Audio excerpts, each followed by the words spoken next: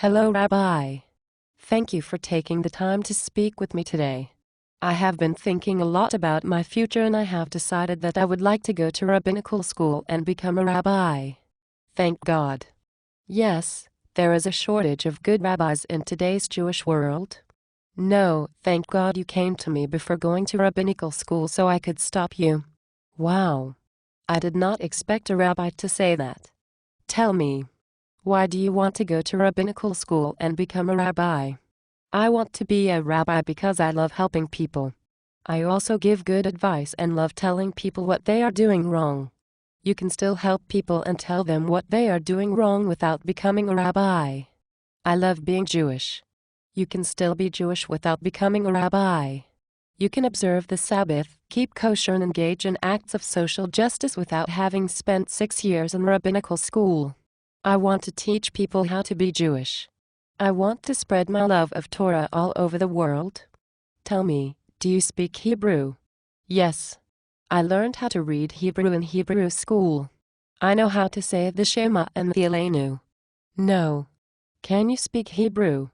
Can you translate a paragraph of advanced Hebrew text, denoting things like smihut and possessive phrases? Can you read an unvocalized text correctly? Can you give a speech in Hebrew without having to translate the text from English to Hebrew in your head? No. I can read Hebrew. You will need to become fluent in modern Hebrew. In addition, you will also be expected to learn Biblical Hebrew, Rabbinic Hebrew and Aramaic. You will also need to learn how to read Rashi script and become fluent in the various nusachs of Torah. That doesn't sound too hard. And after you've worked so hard, spent hours and hours over 6 years perfecting these skills, you will become a rabbi. Then you will go to a congregation and you will realize that no one in your congregation speaks modern Hebrew, Biblical Hebrew, Rabbinic Hebrew or Aramaic. People will ask you questions like, Rabbi, why do we have 2 Shabbat candlesticks? And you will have no idea. I will know where to look in the Talmud for that answer. You will Google it. Tell me, do you know what to do when an unkosher meatball falls into a pot of kosher meatballs? No. Do you know how to make tea on Shabbat utilizing the kli shli shli? No. Do you know when to boil your egg when a Yom Tov day falls before Shabbat? No. You will need to learn all these things. They will be totally irrelevant and impractical to how the people in your community are observing. And you still won't be able to answer why we have 2 Shabbat candlesticks. I want to be a rabbi because I love Shabbat. I love cooking meals for my friends and having them over to celebrate with song and prayer. When you are a rabbi, you will live in a community where no one celebrates Shabbat. You will spend your Friday nights sitting alone in a dark room, while the cholent on your hot plate burns, and you wonder why you did not become a doctor or a lawyer like your mother wanted. If my congregants do not want to come over, I will sit in the dark with my family. My husband and I will hold hands and eat cholent and be very happy together. Are you married now? No. Do you have a boyfriend? No. So, where will you find this nice husband and family? I will meet this man while I am in Rabbinical School. We will have Rudah together, and he will be inspired by my passion for Judaism. Together, we will get married and live a holy life. If you are not married now, or have a boyfriend, you will not find one in Rabbinical School. All the men in your program will be wonderful, but they will either be married or homosexual. Then, I will find a nice man who is outside of Rabbinical School.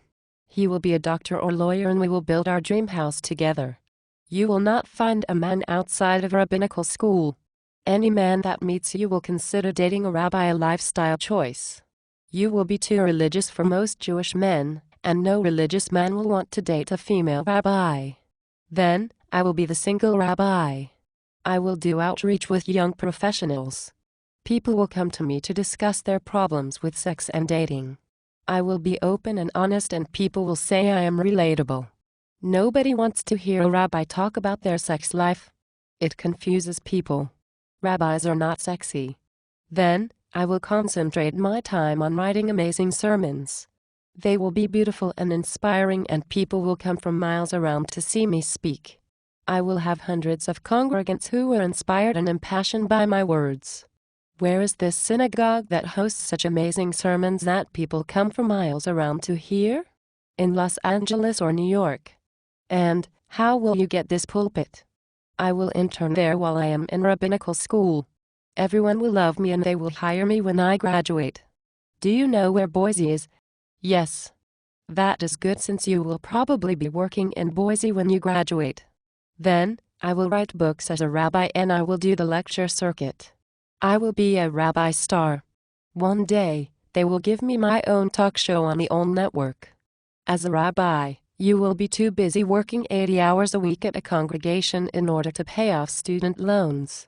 You will not have time to write these amazing books or be on the lecture circuit. God will provide. Yes, you will have to ask your father for money. My father will be proud of me for becoming a rabbi. Your father will cry and wonder why he is still supporting his 30-something single daughter because she wanted to become a rabbi, and not a lawyer or doctor like your mother wanted. As a rabbi, I do not need more than the basics to be happy. I do not need to buy fancy clothes or cars. I will be happy with friendship and love. Have you ever compared the price of a piece of kosher chicken to a piece of non-kosher chicken? No. Do you own a Shabbat set, a Havdalah set, a Seder plate, and mezuzot for every door in your home? No. The scroll is not included in the price. Rabbi, why did you want to go to rabbinical school and become a rabbi? I wanted to help people and spread my love of Torah to people throughout the world. Did you do that? No. So, what should I do? How should I know? I'm only a rabbi. Come back when an unkosher meatball falls into a pot of kosher meatballs.